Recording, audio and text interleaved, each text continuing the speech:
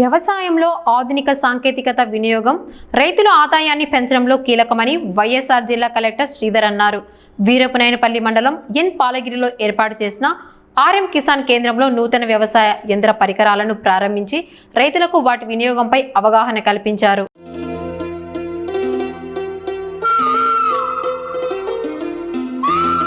వీరపునైనపల్లి మండలం ఎన్ పాలగిరిలోని ఆర్ఎం కిసాన్ కేంద్రంలో నూతన వ్యవసాయ యంత్ర పరికరాలను జిల్లా కలెక్టర్ శ్రీధర్ ప్రారంభించారు.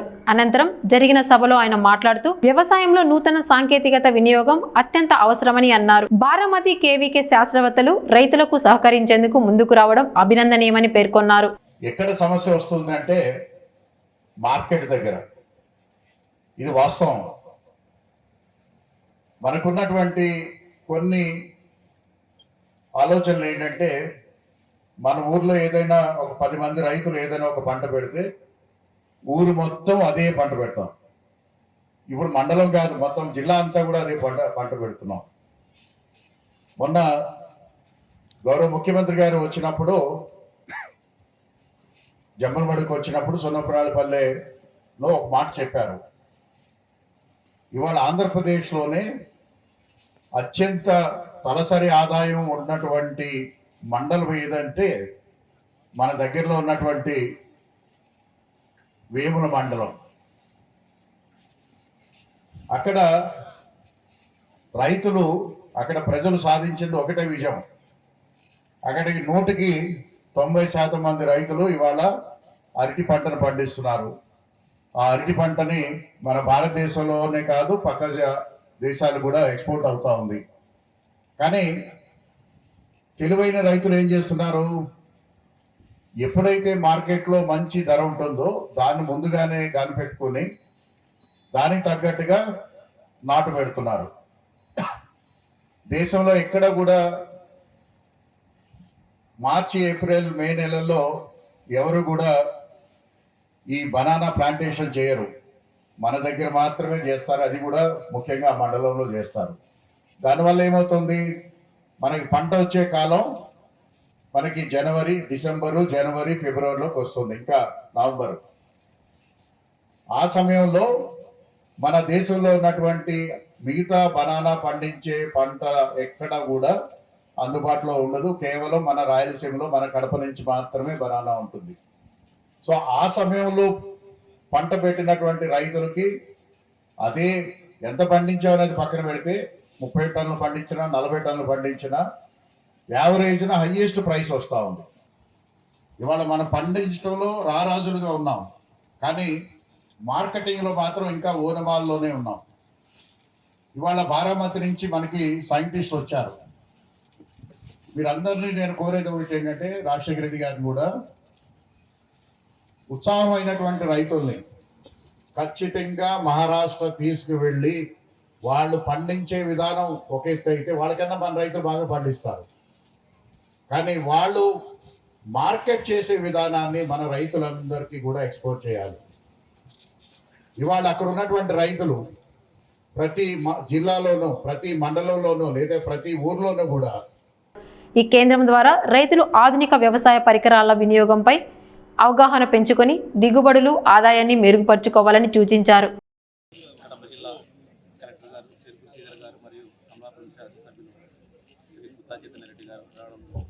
వారి సమక్షంలో కేవీకే బారామతి సైంటిస్టులు మరియు ఆర్ఎం కిసాన్ సెంటర్ మధ్య టెక్నాలజీ షేరింగ్ ఎంఓయూ చేసుకోవడం జరిగింది. ఇక్కడ ఆర్ఎం కిసాన్ సెంటర్ని రాయలసీమలో హార్టికల్చర్ హబ్గా డెవలప్ చేయడానికి రైతులకి ఓఎన్పిఏ విధానంలో పంటలు ఎలా పండించుకోవాలి, పండించిన పంటని ఎలా మార్కెట్ చేసుకోవాలి, తర్వాత తక్కువ పెట్టుబడితో ఎక్కువ లాభాలు ఎలా సాధించాలి అన్న ట్రైనింగ్ ప్రోగ్రామ్ నడుస్తుంటుంది. అది కాకుండా కొత్తగా రైతులకి పాలీ హౌస్లో, అంటే నేల లేకుండా హైడ్రోపోనిక్స్ కానీ, ఏరోపోనిక్స్ కానీ, గ్రో బ్యాగ్స్లో కానీ పంటలు ఎలా పండించాలి, ఇవన్నీ కూడా నేర్పించడం కోసం, ఆ సాంకేతికతను రైతులకి పరిచయం చేయడం కోసం కేవీకే బారామతితో సాంకేతిక ఒప్పందం తీసుకుంటాము. తర్వాత అనిమల్ హస్బెండరీ కానీ, హనీబీ టేక్ కేరింగ్ కానీ, తర్వాత ఫిషరీస్ కానీ అన్నీ ఇంట్రడ్యూస్ చేయబోతున్నాము. 2-3 సంవత్సరాల్లో పూర్తి స్థాయిలో వాటన్నిటిని ఇక్కడ ఏర్పాటు చేసి ఇక్కడ రైతాంగానికి, తెలుగు రైతులకి అందరికీ ఈ టెక్నాలజీని పరిచయం చేయాలనే ఉద్దేశంతో ఈ ఎంఓయూ చేసుకోవడం జరిగింది. చాలా భారీ ఎత్తున ఇక్కడికి రైతులు వచ్చేయడం జరిగింది. ఇక్కడ నుంచి ఆర్ఎం కిసాన్ సెంటర్ ఇంకొక ఎత్తుకు వెళ్తుంది. అంతర్జాతీయంగా గుర్తింపు సాధించడమే ఈ ఆర్ఎం కిసాన్ సెంటర్ యొక్క ధ్యేయము. ప్రపంచవ్యాప్తంగా ఉన్న టెక్నాలజీని రైతులకు పరిచయం చేయడమే ఆర్ఎం కిసాన్ యొక్క ధ్యేయం.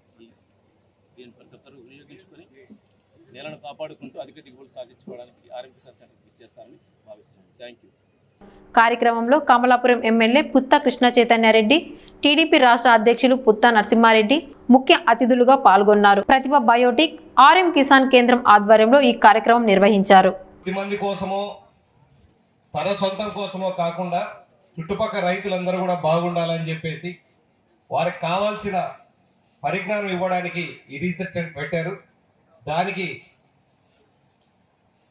ఇందాకే చెప్పారు, ఇంటర్నేషనల్ టైప్ ఉంది కృషి విజ్ఞాన కేంద్రం కాబట్టి ఇంటర్నేషనల్ లెవెల్ అటాచ్మెంట్ ఈ ఆర్ఎం కిసాన్ సెంటర్ కూడా ఆ టెక్నాలజీ ఎక్స్చేంజ్తో మొత్తం ఆ ఇన్ఫర్మేషన్ ఆ రీసెర్చ్ మెటీరియల్ అంతా కూడా ఇక్కడ కూడా అందుబాటులోకి తీసుకురావడం జరుగుతూ ఉంటుంది. ఇది మన ప్రజలు మన రైతులందరూ కూడా పూర్తిగా వాడుకోవాలని కూడా మిమ్మల్ని అందరూ కోరుకుంటా ఉన్నాం. ఇందాక నాన్నగారు చెప్పినట్టు అంటే ఈ రోజు కూడా చెప్తా ఉన్నారు, పొలాల్లోకి వచ్చి పని చేసే వాళ్ళు తక్కువయ్యారు. ఎందుకంటే నెక్స్ట్ జనరేషన్ చదువు ఎక్కువ అవుతుంది, చదువు తగ్గట్టు ఉద్యోగాలు పోతా ఉన్నారు. అలాగే కష్టం ఎక్కువ ఉంది కాబట్టి ఇంత కష్టపడాలనే వాళ్ళు కూడా చాలా మంది తగ్గిపోతారు. సో రైతులైతే మన భూములు మనం చేసుకోక మానదు కాబట్టి టెక్నాలజీ అనుసంధానం చేసుకోవాల్సిందే. ఇప్పుడు టిల్లర్ కొట్టాలి, తోటల మధ్యలో టిల్లర్ కొట్టాలి అని అంటే వేరే వాళ్ళ మీద డిపెండ్ కాకుండా మనమే కొట్టుకునేదానికి యంత్రాలు తయారు చేస్తూ ఉన్నారు. మందు కొట్టుకోవడానికి అంటే మనం దాంతోపాటు తిరిగి కొట్టకపోయినా ఒక చోట నిల్చొని రిమోట్ కంట్రోల్తో ఆపరేట్ చేస్తూ చేసుకోవడానికి డ్రోన్స్ వచ్చినాయి, గడ్డి కొట్టే మిషన్స్ కానీ అన్ని రకాలు కూడా టెక్నాలజీ అందుబాటులోకి వస్తూ ఉంది. ఆ టెక్నాలజీ ఎలా వాడుకోవాలి, ఎంత మెరుగ్గా వాడుకోవాలి అనేది ట్రైనింగ్ అంటే మీరు ఊరికే డిస్ప్లేకి పెట్టారు, మరి దాని మీద ముందు ట్రైనింగ్ కూడా చేయిస్తారు అనేది కూడా ట్రైనింగ్ చేయించాల్సింది కూడా కోరుకుంటా ఉన్నాను. దీంతో పాటు మన భూములు కాపాడుకోవాలన్న దాన్ని నినాదం ఈ మధ్య కాలంలో నేను ఎక్కడికి పోయినా కూడా అదే పనిగా చిన్న ప్రోగ్రామ్ అయినా కూడా రైతులకు సంబంధించింది ఎందుకు పోతా ఉంటుందంటే ఫర్టిలైజర్స్ నుంచి ఆర్గానిక్ మెటీరియల్ న్యాచురల్ ఫార్మింగ్కి ఖచ్చితంగా రావాల్సిన అవసరం ఉంది. ఈరోజు మనం సాగు కోసం ఫర్టిలైజర్స్ ఎక్కువ వాడుతూ ఉన్నాము. భూమే నాశనం అయితే ఆ సాగు పూర్తిగా కూడా పోతుంది. మన భూమిని కాపాడుకోవాల్సిన అవసరం 100% ఉంది అని చెప్పి తెలియజేయడానికి అయితే గవర్నమెంట్ కూడా ఇప్పుడు కొత్త ప్రోగ్రామ్ పెట్టి చేస్తూ ఉంది. అదే మార్గంలో ఈయన ఓఎన్బిఏ సిస్టమ్ కూడా దానికి సంబంధించిందే. నేషనల్ న్యూట్రియన్స్ బయోకెమికల్స్ వాడి తక్కువ ఫర్టిలైజర్స్ వాడి ఎక్కువ దిగుబడి ఈ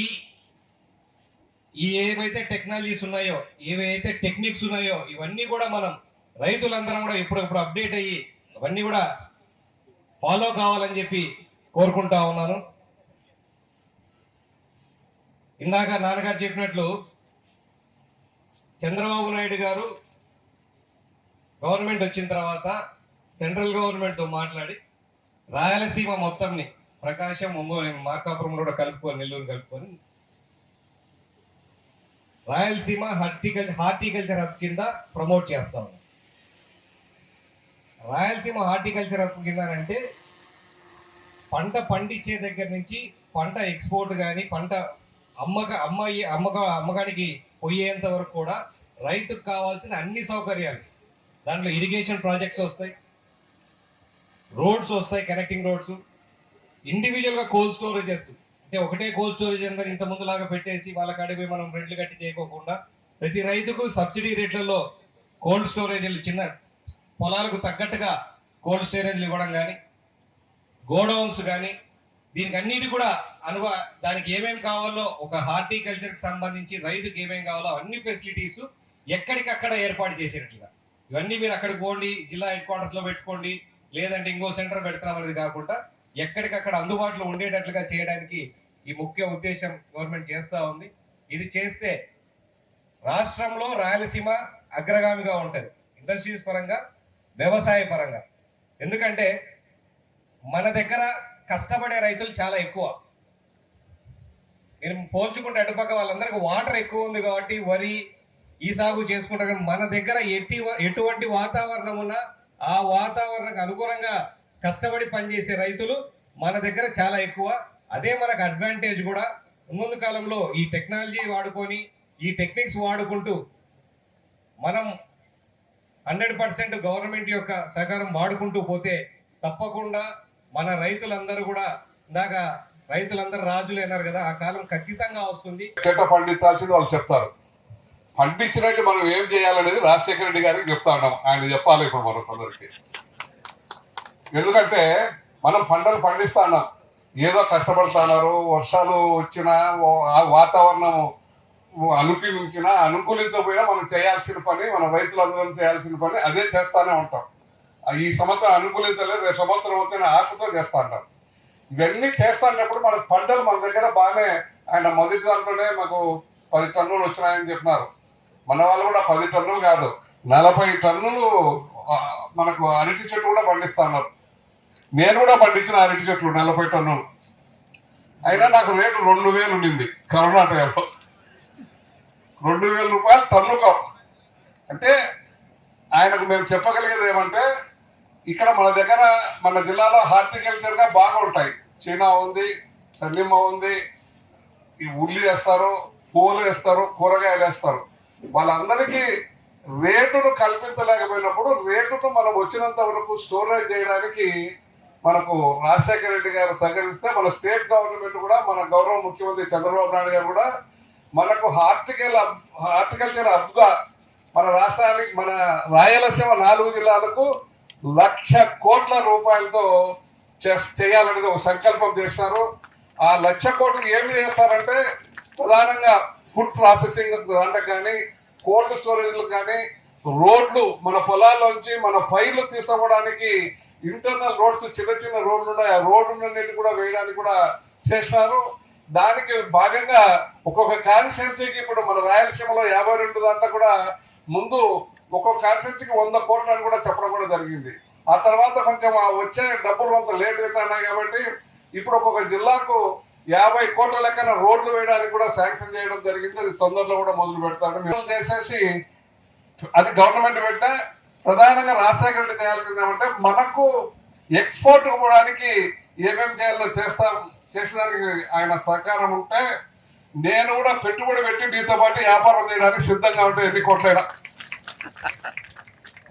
మన రైతులకు మేలు జరగాలంటే మనం చేయాల్సింది, మనం రేటు వచ్చేదానికి మనం చేయాలి. పండిస్తున్నారు, ఒకవేళ ఎప్పుడైనా వాతావరణం సరిగా లేనప్పుడు పంటలు తక్కువ పడినా కూడా దానికి తగినట్టు మనం పెట్టుకుంటే నష్టపోకుండా రైతు. మన ఉల్లిగడ్డలు వేసినారు పోయినసారి, అందరూ నష్టపోయినారు. అదే స్టోరేజ్ పెట్టుకునే దానికి మన దగ్గర ఉండి దాని అంతా చేయగలిగితే రైతు నష్టపోకుండా ఉంటారు. అలాగే దాంట్లో మన కలెక్టర్ గారికి కూడా చాలా ఇంట్రెస్ట్ అగ్రికల్చర్ మీద. గతంలో మేము రోజు మాట్లాడుతానే చేస్తానే కూడా. ఆయన కూడా డ్రాగన్ ఫ్రూట్ పుట్టి ఎకరాకు 6.5 లక్షల రూపాయలకి అమ్మినాడు.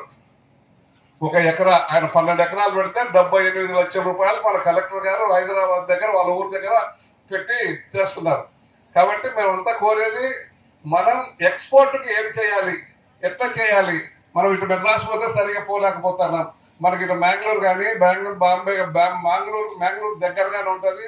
మంగళూరు ఫోర్ట్కు పోయేసి మనం పెట్టేటట్టుగా ఏర్పాటు చేసేస్తే మనకు కొన్ని గంటలు, అదే మెడ్రాస్ కంటే అట్లా చుట్టూ తిరిగి రావాలి. మనం పోయేది ఎక్కువ, మన పంటలు ఎక్కువ గల్ఫ్ కంట్రీస్కే పోతాయి. కాబట్టి దాన్ని మనము ఎలా చేస్తే బాగుంటుంది, ఏమేమి చేస్తే, ఒకవేళ గవర్నమెంట్ పెట్టకపోని మనమంతా ఎంతైనా 10 కోట్లు కానీ, 20 కోట్లు కానీ, 30 కోట్లు పెట్టుబడి మనం పెట్టి మన రైతులకు మేలు చేయడానికి ఏమేమి అనేది ఒకసారి నువ్వు ఇప్పుడు చెప్పేది కాదు. ఇది ఏదో నేను మా ఫోన్లో చెప్పినా, మాటలు చెప్పినా అవుతుంది అనేది కాదు.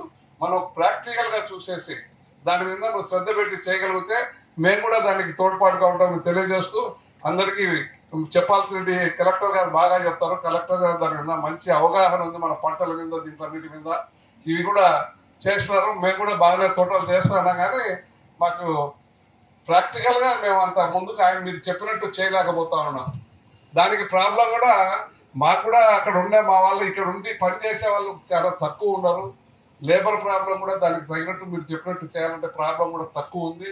దీనికి తోడు మేమంతా మాకు ఒక ఆయన ఒక మేనేజర్ని పెట్టుకుంటే పాపం అతనే కష్టపడుతుంటాడు. ఒక 500 రకాల 600 రకాలు చూస్తాడు ఒక ఆయన ఆ మేనేజర్ ఓబోయ్ అని ఉంటాడు, ఇక్కడ ఉంటాడు, ఇది చూడడానికన్నా వచ్చాడు ఇక్కడికి. కాబట్టి మీరు మేము చెప్పింది కొంచెం ఆలోచన చేయాలని కోరుకుంటూ అందరికీ పేరు పేరు నమస్కారాలు తెలియజేస్తూ సెలవు తీసుకుంటున్నాను.